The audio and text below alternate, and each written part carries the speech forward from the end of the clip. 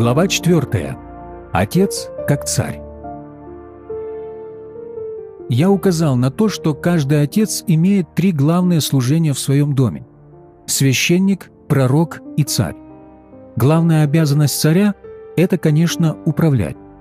В наше время слово «царь» не всегда приемлемое слово, хотя это слово употребляется часто и широко в Библии.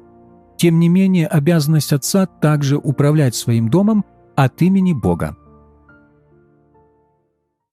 Павел в 1 Тимофею, главе 3, перечисляет требования ко всем тем, кто желает занять в церкви должность старейшины или епископа. Но речь здесь в общем идет о человеке, который хочет управлять Божьим народом. И наиболее важным фактом является состояние семьи этого человека, как этот человек ведет себя в своем собственном доме. Вот что говорит Павел в 1 Тимофею, 3 глава, в 4-5 стихе. «Хорошо управляющий домом своим, детей, содержащий в послушании со всякой честностью, ибо кто не умеет управлять собственным домом, тот будет лепещись о церкви Божией». Такой человек должен иметь соответственное уважение в своем собственном доме и должен быть в состоянии осуществлять контроль над своими детьми и иметь от них уважение. Потому что если человек не может управлять своим собственным домом, то как сможет он управлять Божьей церковью? От мужчины ожидают умения управлять своим домом. Он должен иметь власть, его дети должны его уважать, быть ему послушными и находиться под его контролем. Если же мужчина не может этого достигнуть в своем доме, то Павел указывает на то, что у него нет никакой надежды, что такой человек будет преуспевать как управитель или лидер в Божьей церкви. Слово «управлять» в греческом языке дословно означает «стоять во главе», то есть «возглавлять». Это слово содержит в себе различные связанные между собой значения: управлять, вести, возглавлять, защищать, контролировать. В основном это слово значит, что отец является главою дома, что он стоит впереди, что он показывает пример, что он стоит между своей семьей и всеми опасностями и стрессами жизни. Это значит, что он мужчина. Дальше Павел говорит, что успешное руководство домом является главным качеством для руководства церковью. Для этого есть серьезная причина. Дом – это церковь в миниатюре. В церкви есть три главные элемента – пастор, диакон и община или паства. Эти три элемента отвечают трем главным элементам в доме. В доме отец имеет ответственность пастора. Жена, согласно Слову Божьему, является помощницей, созданной помогать мужу, то есть диаконом, так как диакон – это помощник. Дети являются общиной или паствой. Таким образом, Бог создал в семье все элементы, свойственные новозаветной церкви. Бог говорит отцу семейства: «Ты должен преуспевать в твоей маленькой церкви, в той, которую я тебе поручил в твоем доме. Только потом ты подлежишь продвижению и повышению». Я хочу сказать из своего личного опыта и наблюдения.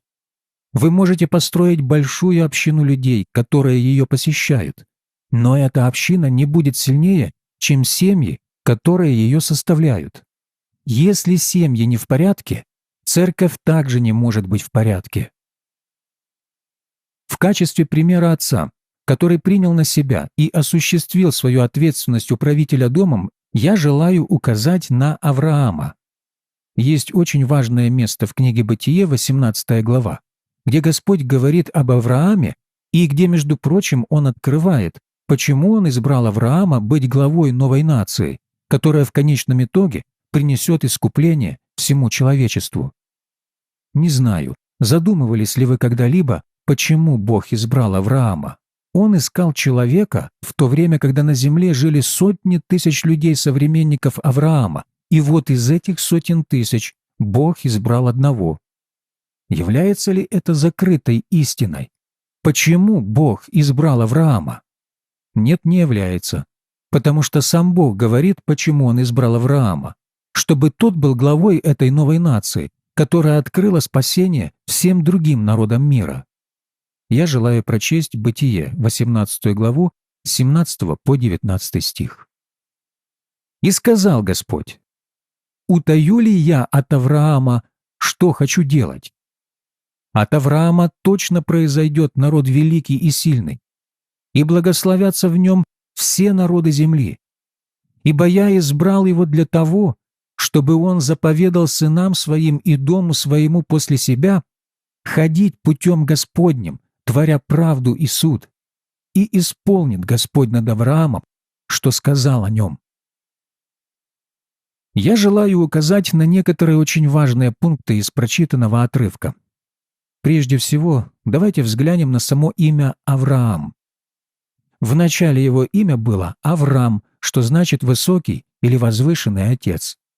Когда Бог заключил с ним завет, благословил его, обещал ему несчетное количество потомков, Бог изменил его имя на Авраам, что значит «отец множества».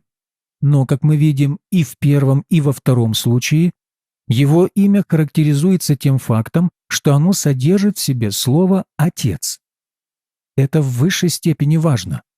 Бог избрал Авраама как отца. Вторым фактом есть то, что это отцовство, когда его требования исполняются, строит могучую нацию. Бог сказал об Аврааме, что он, несомненно, станет великой и могучей нацией. Почему? Потому что ему Бог мог смело доверить осуществление отцовских обязанностей. В-третьих, почему Бог избрал Авраама? Он говорит об этом сам. Он говорит: «Я знаю, что он заповедает своим детям и детям своих детей, и они все будут ходить путем Господним, творя правду и суд. И тогда Господь исполнит над Авраамом, что сказал о нем». Что же Бог видел в Аврааме, что он избрал его? Он видел, что Авраам заповедает своим детям и детям своих детей держаться пути Господня. Бог мог положиться на Авраама в том, что он исполнит свои обязанности управителя своей семьи. Авраам знал хорошо свою должность и свои обязанности. Есть некоторые ситуации, в которых Божий человек имеет ответственность заповедать, приказать нечто своей семье. Он обязан сказать то, что удовлетворит Бога и не спошлет благословение на дом. Отец имеет право определить некоторые основополагающие правила для следования своей семье. Например, когда в семье будет ежедневный совместный обед, предельное время, в которое дети должны уже быть все дома в полном сборе, какие развлечения в данной семье разрешаются, количество времени на просмотр телепередач, виды программ, которые разрешаются, и так далее.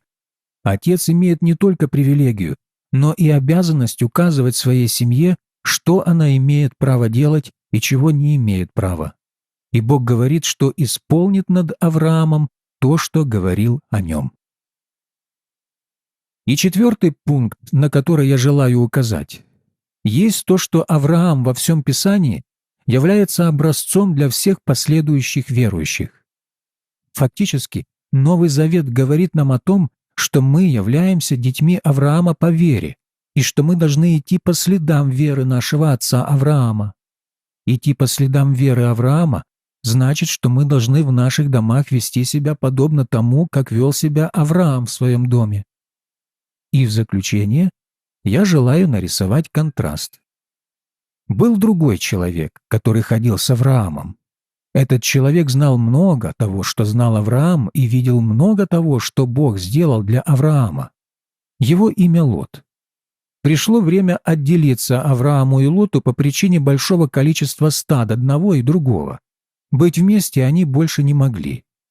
И вот Авраам благородно сказал Лоту: «Избери себе любое направление, какое только пожелаешь. Тогда я пойду в противоположный путь». И мы читаем, что Лот избрал идти в направлении Содома, города чрезмерного греха. В следующий раз, читая о Лоте, мы находим его и его семью в Содоме. И дальше, когда мы читаем о суде над Содомом, то находим в нем и Лота. Лот страстно желал найти своим дочерям мужей, и большинство его семьи распалось. Оглядываясь на руины Содома, Лот понимал, что часть его семьи уничтожена в этих руинах, и что он обязан был взять их с собой. Отцы, вы можете вести своих детей в Содом но вы, может быть, окажетесь не в состоянии вывести их оттуда. Какая ужасная ответственность лежала на плечах Лота как отца! Он вел своих детей в обиталище греха и неотвратимого суда и не мог вывести их оттуда.